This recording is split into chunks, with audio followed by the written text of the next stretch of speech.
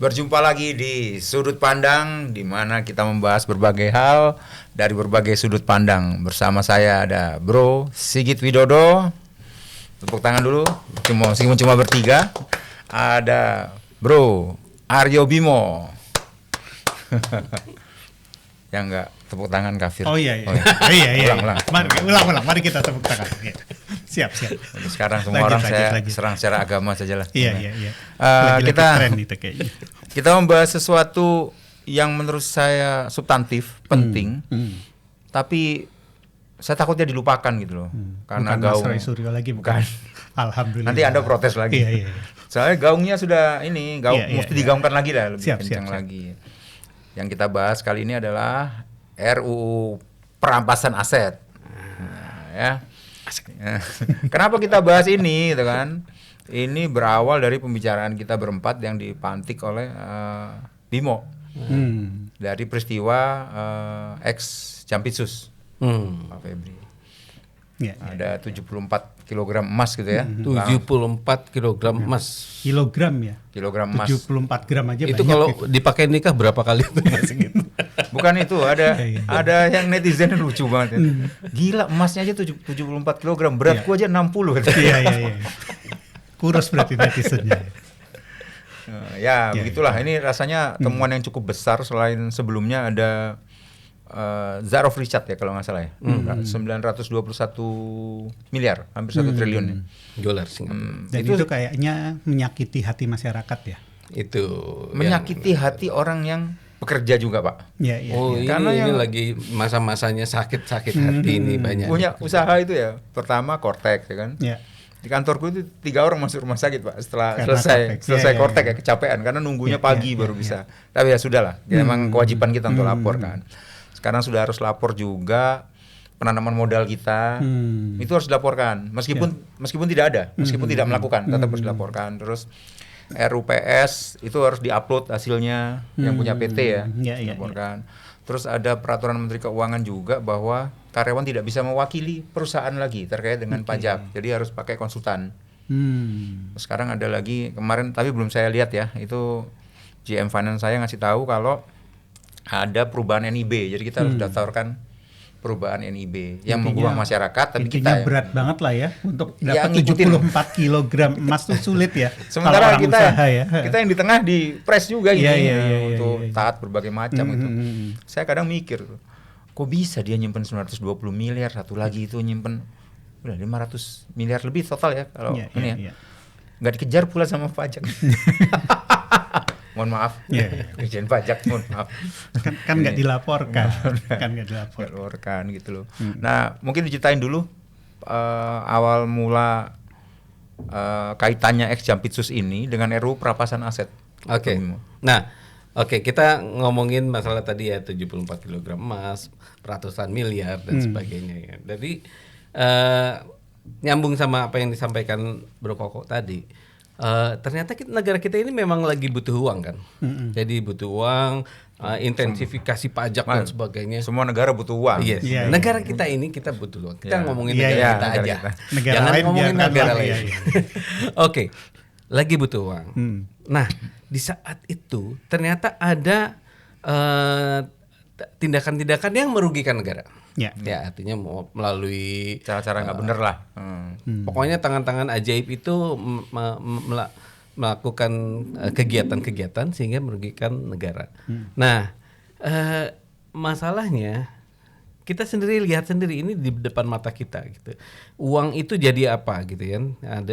Ada yang disimpan di kafe, ada yang disimpan di rumah tinggal money changer gitu kan. Itu berarti udah siap untuk menggelontor kembali ke masyarakat kan. Artinya itu sudah dipindah-pindahkan dan kita udah belum tahu nih. Uang itu uang siapa? Sampai sekarang emasnya emas asli, tapi emasnya emas punya siapa? Uangnya uang asli. Ada yang ngaku kan ya? Ya, udah ada yang ngaku kan ya? Ada yang ngaku, tapi kan pengakuan tersebut belum tentu secara legal itu bisa diakui sebagai punyanya dia. Ya, yang lucu yang komika ngaku terus malah didatengin aparat itu loh. Ya, aku juga mau loh. Saya Kalau kapan-kapan ngaku doang nih mau ke kayak rumahnya ngaku aja. Bro Koko terus ngaku itu uang saya gitu, boleh nggak ya? Boleh aja. Iya, Tapi iya, ketika nanti ada tindak pidana yang terhubung dengan uang itu ya Kena. Iya. pakai rompi juga gitu kan.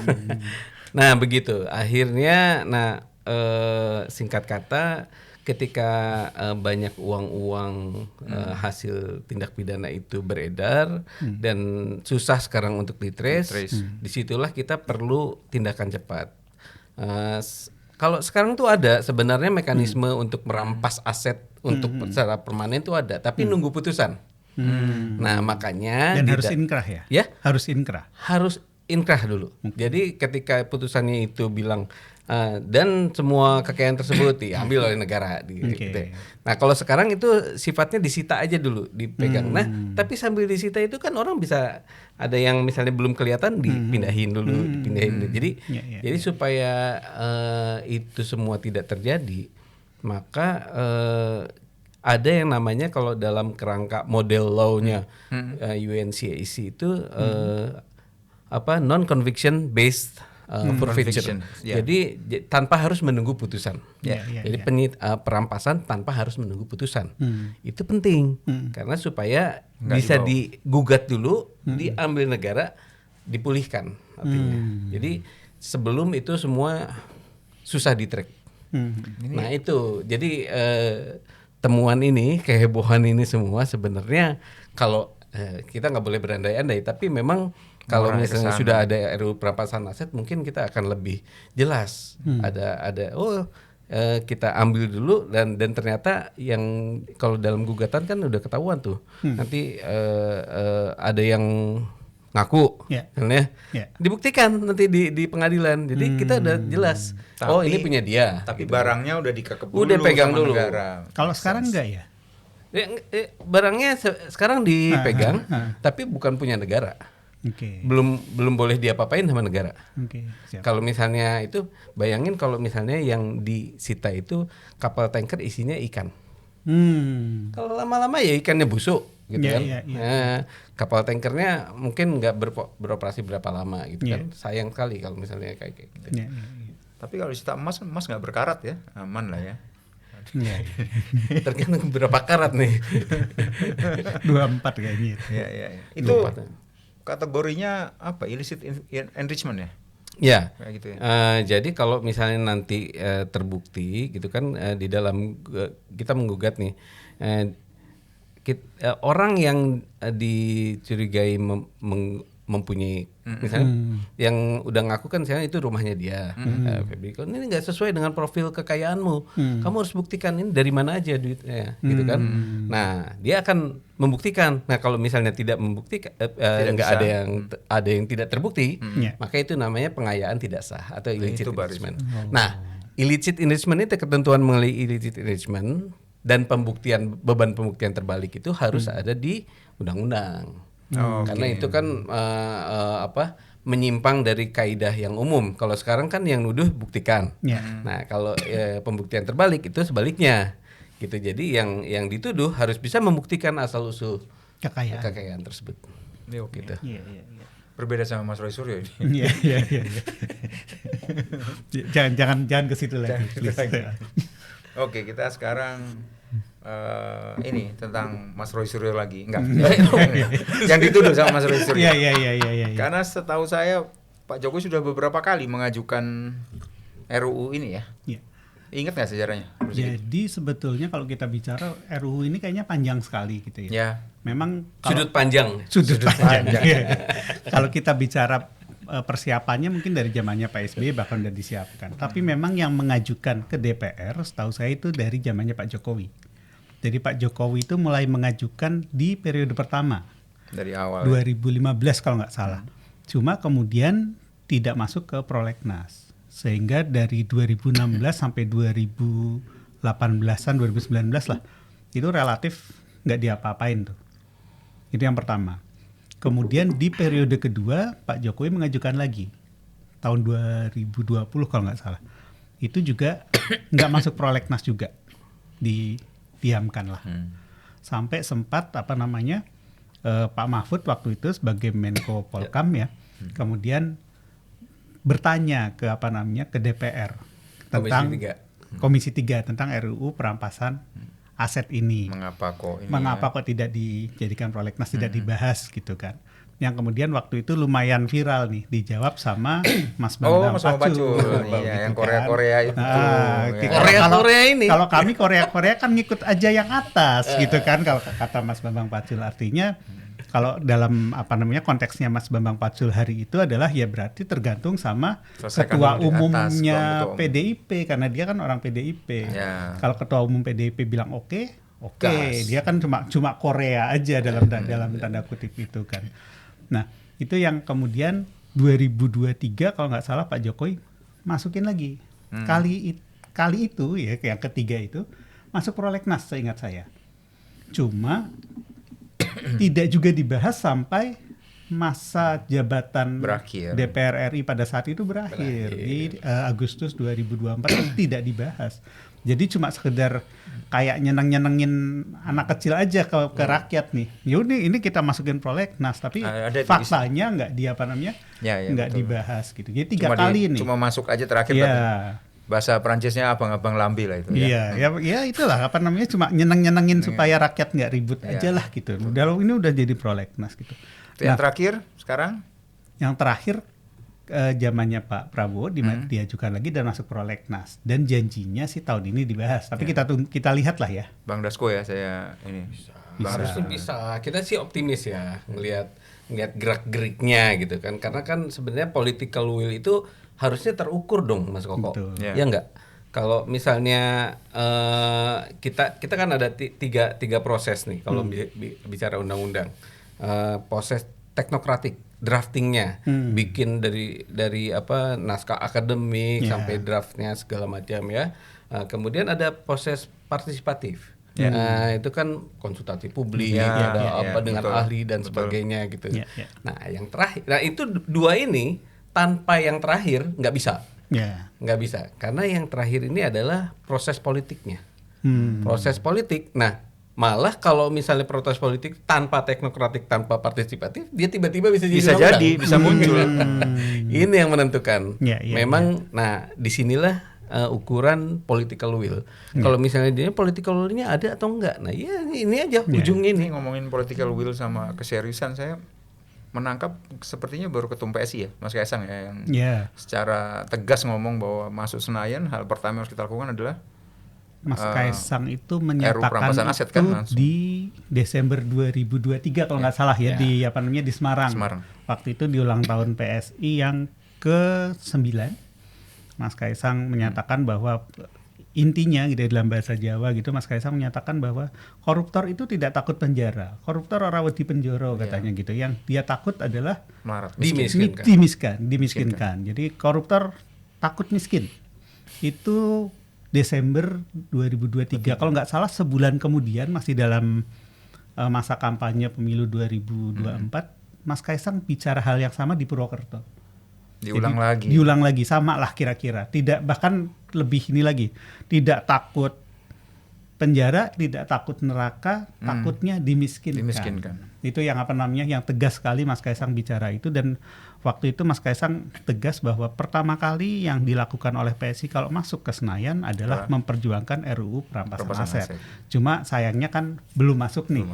Jadi kita masih nunggu sampai 2029 PSI masuk baru bisa diperjuangkan oleh PSI. Kalau 2026 selesai, kita memperjuangkan hal yang baru lagi. Iya, tentu saja yang yang tunjuk teknisnya atau apa. Iya, tapi yang jelas gini, selain Pak Jokowi, Mas Kaisang, Mas Gibran juga tegas nih. Berapa kali dia? Beberapa kali ya. Bahkan minggu ini atau minggu ini ya kalau nggak salah, Mas Gibran itu di Instagramnya merepost pernyataan beberapa waktu sebelumnya bahwa perlu nih undang-undang perampasan aset, kira-kira seperti itu lah. Perampasan aset disahkan segera. Jadi sepertinya antara Pak Jokowi, Mas Kaisang sama Mas Gibran ini udah kompak nih, segaris. Dan memang harus diingetin terus kayak gini. Bayangin aja.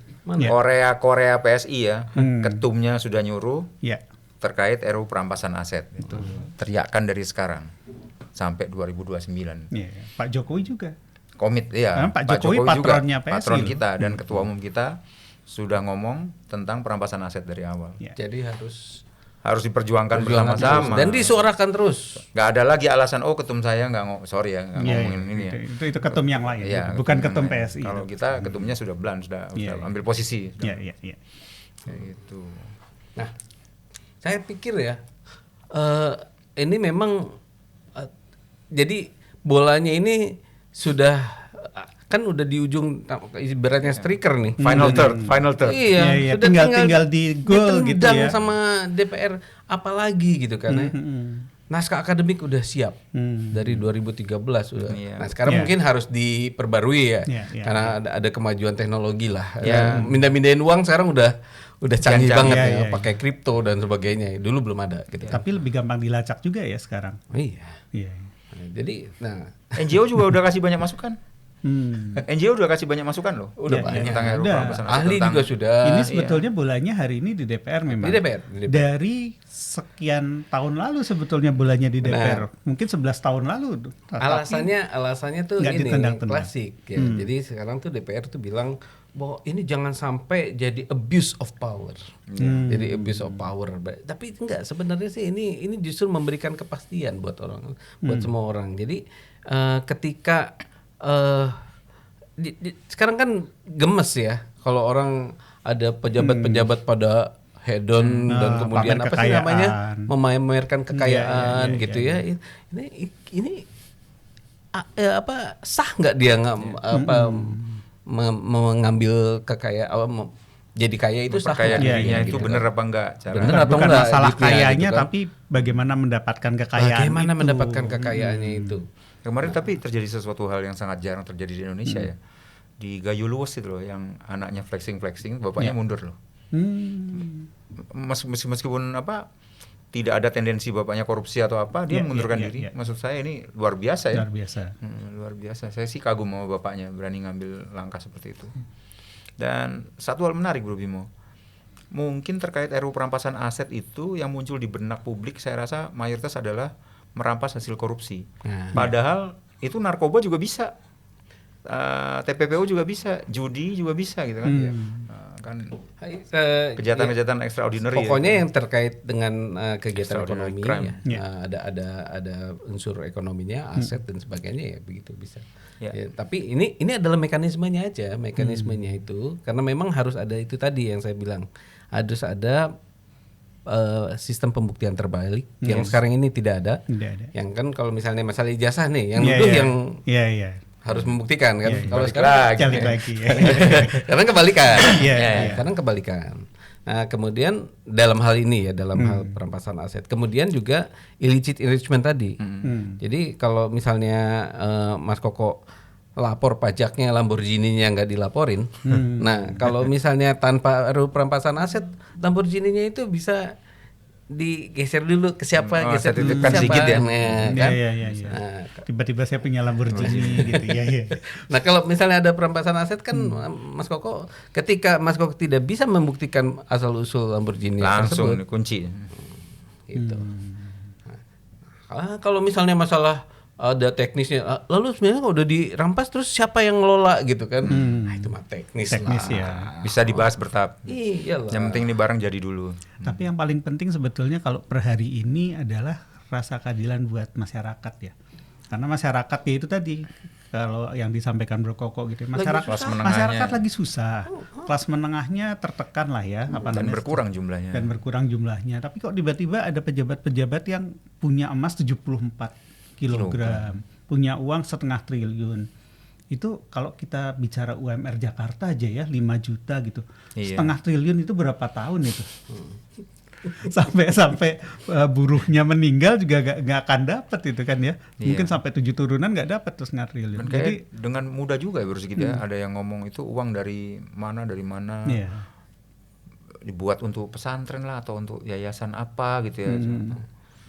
Kok tapi cash gitu dan emas gitu kan. Ada yang namanya bank ya di dunia ini ya. Bisa transfer, bisa apa gitu. Cuma bisa diikuti aliran dananya. Bener. Kalau emas sama cash kan nggak bisa. Ada yang katanya bangun jembatan tuh mau bangun jembatan gitu. Kayak dikira kita semua ini goblok.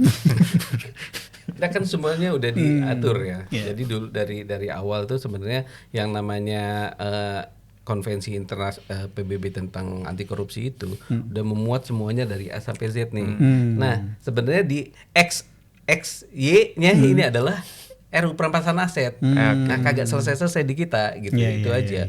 Kan udah misalnya pencucian uang. Oh, untuk pencucian uang ada kita punya kemudian ekstradisi ada untuk pencegahan, penindakan dan semuanya ada. Tinggal ujungnya nggak ada. Nah, ya karena udah ada TPPU juga ya pencucian uang kan. Nah, sekarang sekali-kali kan host utamanya Bro Koko, tapi saya mau tanya nih ke Bro Koko. Kalau menurut Bro Koko kenapa? Artinya kan udah jelas tuh semuanya.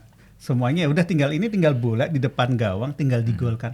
Kenapa sih nggak ditendang, Bro? Kayak ada komitmen beberapa partai yang menurut saya harus ditagih dengan keras. Mereka sudah masuk Senayan, ya bolanya di mereka, kita tekan ke mereka gitu. Kalau kita kan dari awal memang menolak, kita dari awal menolak korupsi dan menerima RUU perampasan aset kan.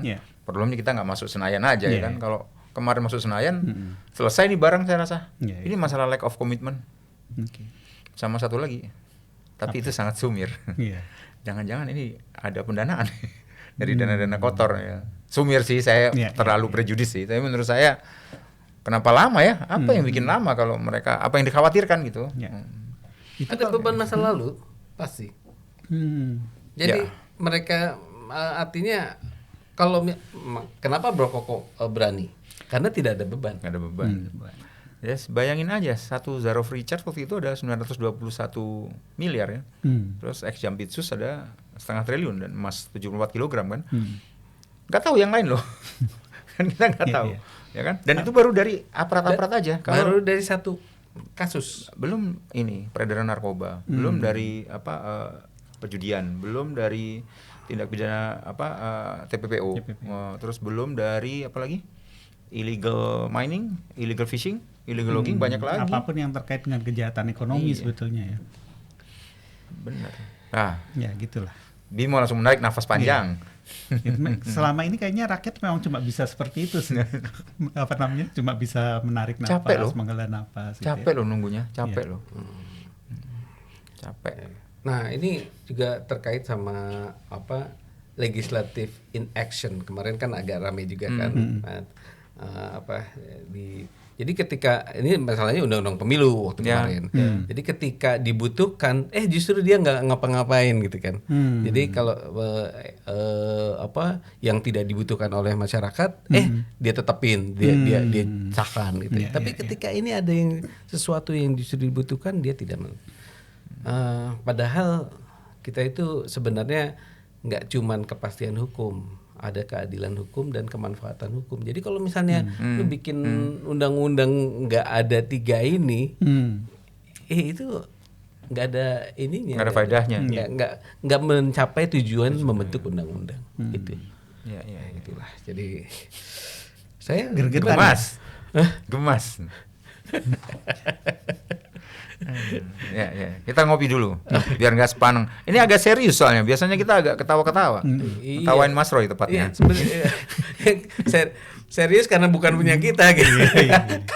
Kalau punya kita mungkin agak bisa ketawa-ketawa gitu. Itu Mas. 74 kilogram Pak. 74 kilogram. Itu bukti bahwa harta tidak selalu membuat bahagia.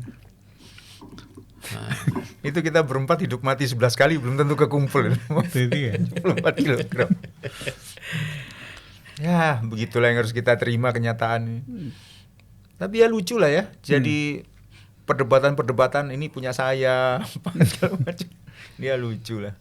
Ya tadi lah tiba-tiba. Tapi kalau menurut Mas Bimo kan ini akan undang-undang perampasan aset ini kan akan berpengaruh banyak lah terhadap kejahatan-kejahatan ekonomi.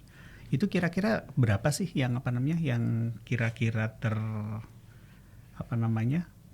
dana yang bisa ditarik lah ketika ketika undang-undang ini disahkan untuk negara artinya untuk rakyat. Ntar kalau misalnya saya ngomong 11.000 triliun masuk kantong saya ini ntar jadi ini lagi. Tapi memang sebesar itu. Makanya dulu saya ingat loh, zaman dulu aja saya agak ngefans sih sama Pak Kwi Kengi dulu ya. Nah, bilang kalau misalnya hasil korupsi ini bisa kita ambil, saya saya gaji semua nggak usah kerja gitu, 5 juta, 3 juta atau 5 juta sebulan, semua rakyat itu, artinya gede banget. Memang besar sekali. Masalahnya yaitu tadi ketika udah ketangkep nih OTT gitu kan, OTT. Ketika OTT ini istrinya masih bisa mindahin aset loh. Iya dong. Gitu ya? Iya. Sorry, kalau nanti undang-undang itu di freeze semua, family di freeze semua. Mas, di dalam naskah akademiknya RUU perampasan aset itu ada ilustrasi kasusnya di mana seorang bupati ketika dia ketangkep lalu tapi enggak semuanya hartanya bisa dipulihkan kerugian negara. Dia dia lepas itu nyalek lagi. Kemudian istrinya jadi bupati.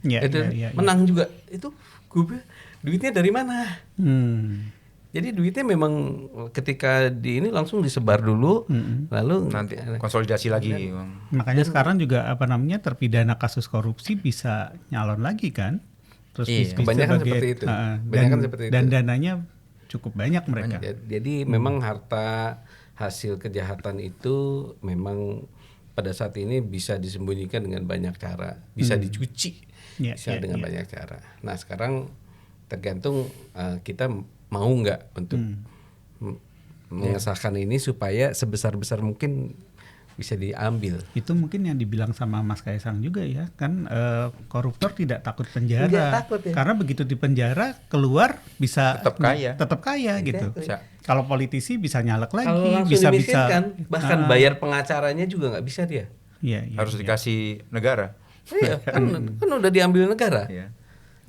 Saya nggak tahu apa yang terjadi sama Rafael.